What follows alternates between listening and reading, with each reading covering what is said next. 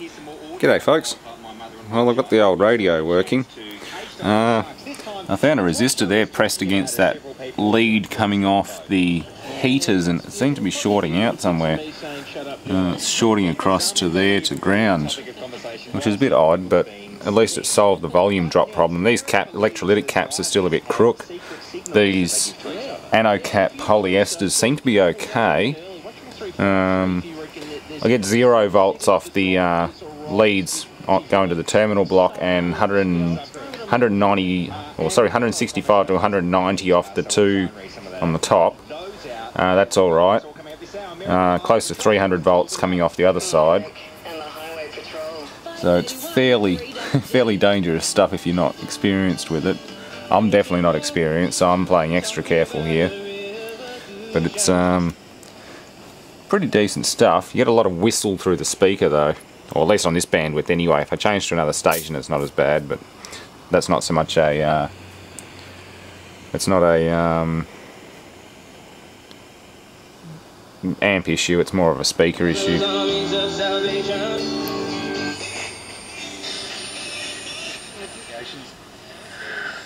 The federal government is... But the government has yet to submit its business plan to all the dogs are barking. I must have hit a nice frequency. This tube's glowing. Safer use. This will come into effect in July after the passing of the Adoption Amendment Bill in State Parliament. Right. I want the queue coverages for. Sterling, will you?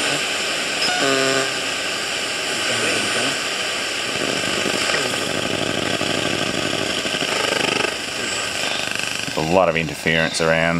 Definitely not going to get a clean signal just off this rod. I don't know what that is. Whether that's no, it's not. It's an inductor or something. I'm wondering if there's an external antenna connector.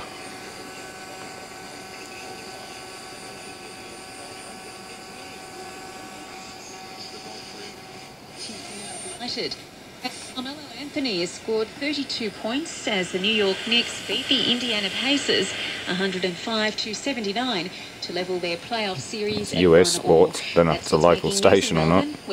Nah, Melbourne station. Won't pick any international stuff up with a tiny little rod antenna.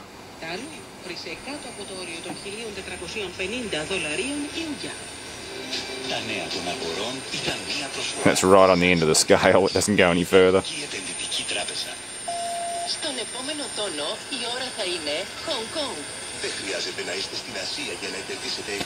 No idea what language that is. It's not right on the end. I was playing with the bloody tone.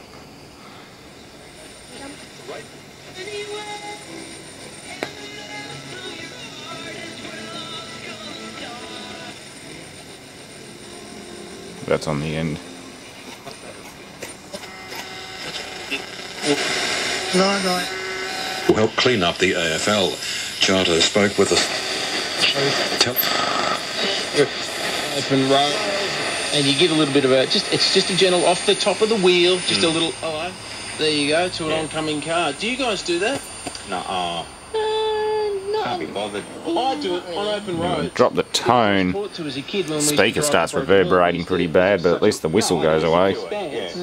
And if the car got into trouble, there's like hundreds of kilometres between. 2 sockets, 2 outputs, I believe.